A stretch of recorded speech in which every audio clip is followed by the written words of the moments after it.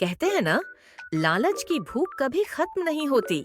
आज की कहानी है एक ऐसे बिरयानी वाले की जिसके पास सब कुछ था, लेकिन लालच ने उससे सब कुछ छीन लिया। मशहूर बिरयानी की दुकान शहर के पुराने बाजार में एक छोटी सी लेकिन बहुत मशहूर दुकान थी। नाम था रमजान बिरयानी कॉर्नर। दूर दूर से लोग उसकी बिरयानी खाने आते थे। खुश ग्राहक और भरी हुई प्लेट। भाई, आपकी बिरयानी में अलग ही स्वाद है। रमजान मियाँ मेहनती तो थे, लेकिन दिल में एक कमजोरी थी, लालच। एक दिन रमजान मियाँ ने हिसाब लगाया।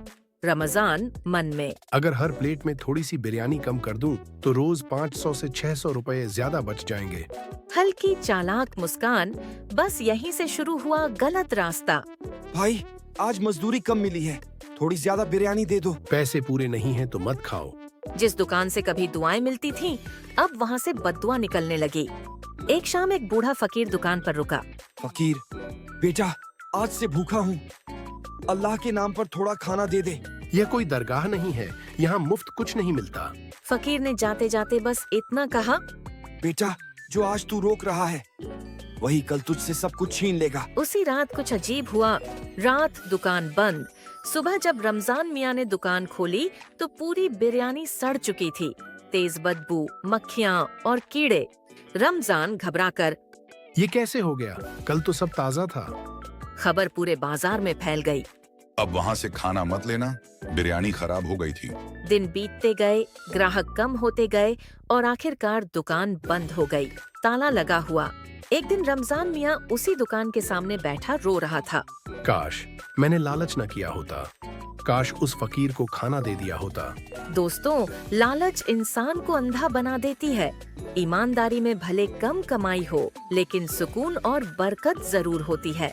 अगर कहानी से आपको कुछ सीख मिली हो तो लाइक करें, शेयर करें और चैनल को सब्सक्राइब जरूर करें।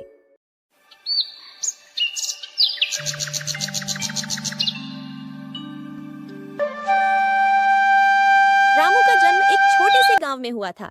उसके पिता भी किसान थे और परिवार की सारी जिम्मेदारी उन्हीं पर थी। रामू के पिता की जिंदगी की सारी प्राथमिकताएं खेती थीं और वे चाहते थे कि उनका बेटा भी उनका हाथ बटाए। रामू का बचपन खेतों में खेलते खेलते गुजरा। उसे मिट्टी, फसलें और जानवर बहुत पसंद थे। उसकी माँ उसे हमेशा बताती थी कि मेहनत करने से ही सफलता मिलती है, लेकिन कभी भी यह नहीं सोचा था कि उसकी जिंदगी इतनी कठिन होगी। रामू के पिता ने उसे खेती के काम में पूरी तरह से शामिल कर लिया। वह बचपन से ही काम में मदद करता था, चाहे वह बीज बोने का काम हो या फसल काटने का। लेकिन जैसे जैसे रामू बड़ा हुआ, उसे यह एहसास होने लगा कि उनका जीवन कभी भी आसान नहीं होगा। उसके घर में इतने पैसे नहीं थे कि वे किसी और काम में। रामू की जिंदगी में कठिनाइयां तब बढ़ीं जब उसने वयस्क होना शुरू किया। गांव में सिंचाई की सही व्यवस्था नहीं थी और खेती पर बारिश का बहुत असर पड़ता था। वर्षा का समय निश्चित नहीं था और कभी भारी बारिश तो कभी सूखा पड़ता। रामू के पिता कई बार इस संघर्ष में टूट चुके थे, लेकिन वे कभी हार नहीं मानते थे। वे मानते थे कि किसी भी हालत में किसान को अपनी भूमि और अपने काम से प्रेम करना चाहिए। रामू को यह समझने में थोड़ा समय लगा कि उसे सिर्फ खेती से ही जीवनयापन करना है। एक बार जब फसलें बर्बाद हो गईं और पूरा परिवार कर्ज में डूब गया, तब रामू के पिता ने उसे समझाया, तुम्हारी तरह किसान को कभी हार नहीं माननी चाहिए।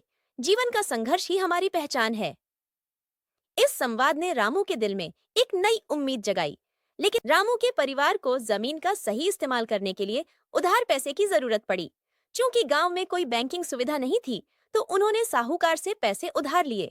साहूकार ने जो ब्याज तय किया था वह बहुत अधिक था और समय के साथ ब्याज का बोझ बहुत बढ़ गया। जब भी फसल ठीक नहीं होती तो कर्ज चुकाने का काम और मुश्किल हो जाता। एक बार रामू के पिता की तबीयत खराब हो गई और उनकी देखभाल करते करते खेती का काम बुरी तरह से प्रभावित हुआ। इसके बाद तो कर्ज का दबाव बढ़ता ही चला गया। रामू जानता था कि कर्ज चुकाना एक बड़ी चुनौती होगी, लेकिन वह कभी हार नहीं मानने वाला था। उसने काम करना जारी रखा और हर दिन सुबह से रात तक खेतों में पसीना बहाया। फिर भी कई बार फसलें खराब हो जाती और स्थिति और गंभीर हो जाती। उसके बाद उसे साहूकार से और अधिक पैसे उधार लेने पड़ते। लेकिन एक दिन वह साहूकार से मिलने गया और उसने अपनी स्थिति बताई। साहूकार भाई, मैं आपकी मदद चाहता हूँ। मैं मेहनत करता हूँ, लेकिन मैं इस कर्ज को चुकाने में सक्षम नहीं हूँ। साहूकार ने उसकी बात सुनी और सोचा कि शायद रामू सच में कड़ी मेहनत कर रहा है। लेकिन कर्ज की रकम इतनी बढ़ गई थी कि वह उसे नहीं चुका सकता था। साहूकार ने रामू से कहा, अगर तुम मुझे अपनी जमीन बेच दो तो मैं तुम्हारे कर्ज को पूरी तरह से माफ कर दूंगा।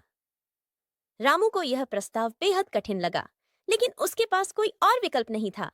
वह जानता था कि इस कर्ज को चुकाने का यही तरीका हो सकता है, एक नई शुरुआत। रामू ने अपनी जमीन बेचने का फैसला किया, लेकिन इससे पहले उसने अपनी माँ और पिता से सलाह ली। उसके पिता, जो हमेशा अपने बेटे को सच्चाई का पाठ पढ़ाते थे, ने कहा, रामू, यह तुझ पर निर्भर करता है। अगर तुम जमीन बेचने से बेहतर विकल्प नहीं देख पा रहे हो तो यह कदम उठाना ही होगा, लेकिन याद रखना, हम अपनी मेहनत से अपनी किस्मत बना सकते हैं। रामू ने साहूकार को अपनी जमीन बेच दी और कर्ज चुका दिया। यह रामू के लिए बहुत बड़ा कदम था, लेकिन अब वह स्वतंत्र था। जमीन का दर्द उसे अंदर से तोड़ता था, लेकिन वह जानता था कि वह फिर से संघर्ष करेगा और एक दिन अपनी खोई हुई जमीन वापस पा लेगा। कुछ सालों बाद रामू ने छोटे मोटे काम शुरू किए और धीरे धीरे अपनी हालत में सुधार किया। उसने अपने अनुभव से सीखा कि किसी भी कठिनाई का सामना सिर्फ मेहनत और ईमानदारी से किया जा सकता है। किसान का संघर्ष। रामू की कहानी यह बताती है कि किसान के जीवन में कितनी कठिनाइयां होती हैं। उन्हें मौसम, कर्ज, बेमौसम बारिश और साहूकारों की दबावों का सामना करना पड़ता है। लेकिन सच्ची बात यह है कि किसान कभी हार नहीं मानता। रामू की तरह लाखों किसान हैं जो हर दिन अपनी भूमि पर संघर्ष करते हैं, फिर भी उनका जीवन कभी आसान नहीं होता। रामू ने अपनी जिंदगी में हर चुनौती का सामना किया। उसने अपनी मेहनत से यह साबित किया कि अगर ईमानदारी से काम किया जाए तो कोई भी मुश्किल हल हो सकती है। एक छोटे से गांव में एक ईमानदार और मेहनती किसान रहता था। उसका नाम रमेश था। वह गरीब था, लेकिन उसके दिल में अमीरों से ज्यादा ईमानदारी और मेहनत का जज्बा था। उसके पास थोड़ी सी जमीन थी जिस पर वह खेती करता था। उसकी खेती से जो भी फसल उगती, वह उसे सच्चाई और मेहनत से उगाता और बेचता। रमेश का मानना था कि ईमानदारी से जो भी काम किया जाता है, उसका फल हमेशा मीठा होता है। रमेश का एक सपना था कि वह अपनी मेहनत से इतना संपन्न हो जाए कि वह अपने गांव के अन्य किसानों की मदद कर सके और उन्हें भी ईमानदारी से काम करने का संदेश दे सके। वह हमेशा इस बात का ध्यान रखता था कि उसके काम में कोई भी धोखाधड़ी न हो और न ही वह कभी किसी से झूठ बोले। रमेश की जमीन बहुत बड़ी नहीं थी, लेकिन उसने अपनी जमीन का सही इस्तेमाल किया। वह हर साल फसलें उगाने से पहले जमीन की मिट्टी की जांच करता और उसे उत्तम बनाने के लिए जैविक खाद का इस्तेमाल करता। उसका मानना था कि प्राकृतिक संसाधनों का सम्मान करना चाहिए और किसी भी प्रकार की रासायनिक खाद का उपयोग नहीं करना चाहिए, ताकि भूमि की उर्वरता बनी रहे और पर्यावरण भी सुरक्षित रहे। रमेश की ईमानदारी का उदाहरण एक घटना से मिलता है। एक बार गांव के पास एक व्यापारी आया जिसने रमेश से उसकी सारी फसल खरीदी। व्यापारी ने रमेश को बहुत अच्छे दामों पर फसल बेचने का वादा किया और रमेश ने विश्वास करते हुए अपनी सारी फसल बेच दी। कुछ दिन बाद व्यापारी ने रमेश को कुछ कम पैसे दिए और कहा कि बाकी का पैसा वह अगले सप्ताह देगा। रमेश ने बिना किसी सवाल के व्यापारी की बात मानी, क्योंकि वह जानता था कि सच्चे इंसान को किसी से भी सवाल नहीं करना चाहिए। हालांकि व्यापारी अगले सप्ताह भी पैसे देने नहीं आया। 2 महीने बीत गए, लेकिन व्यापारी ने अपना वादा पूरा नहीं किया। रमेश ने बिना गुस्से के व्यापारी से मिलकर कहा, मैं जानता हूं कि आप बहुत बड़े व्यापारी हैं, लेकिन मेरी मेहनत का फल भी मुझे चाहिए। व्यापारी ने हंसते हुए कहा, तुम छोटे आदमी हो, तुम्हें क्या समझ में आएगा। रमेश ने ठान लिया कि वह अपने पैसे वापस जरूर लेगा। उसने कानून का सहारा लिया और मामले को पुलिस के पास ले गया। पुलिस ने व्यापारी की जांच की और पाया कि व्यापारी ने न केवल रमेश बल्कि कई अन्य किसानों से भी पैसे नहीं दिए थे। अंत में व्यापारी को गिरफ्तार कर लिया और उसे अपनी गलतियों का भुगतान करना पड़ा। रमेश को उसकी पूरी राशि मिल गई। इस घटना ने गांव में एक नई जागरूकता पैदा की। अन्य किसान भी अब रमेश से प्रेरित होकर ईमानदारी से काम करने लगे। रमेश की ईमानदारी ने न केवल उसे सफलता दिलाई, बल्कि पूरे गांव के किसानों को एक नई दिशा दिखाई।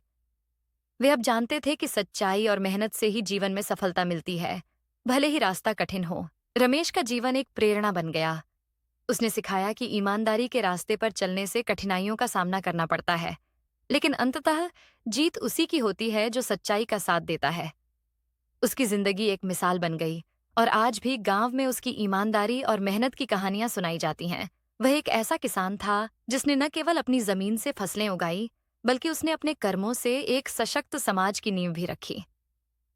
रमेश ने साबित कर दिया कि सफलता के लिए ईमानदारी और मेहनत ही सबसे महत्वपूर्ण है।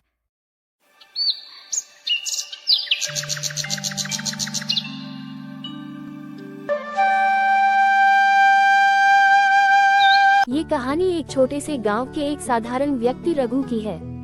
रघु एक छोटे किसान का बेटा था और उसका जीवन बहुत कठिनाइयों से भरा हुआ था।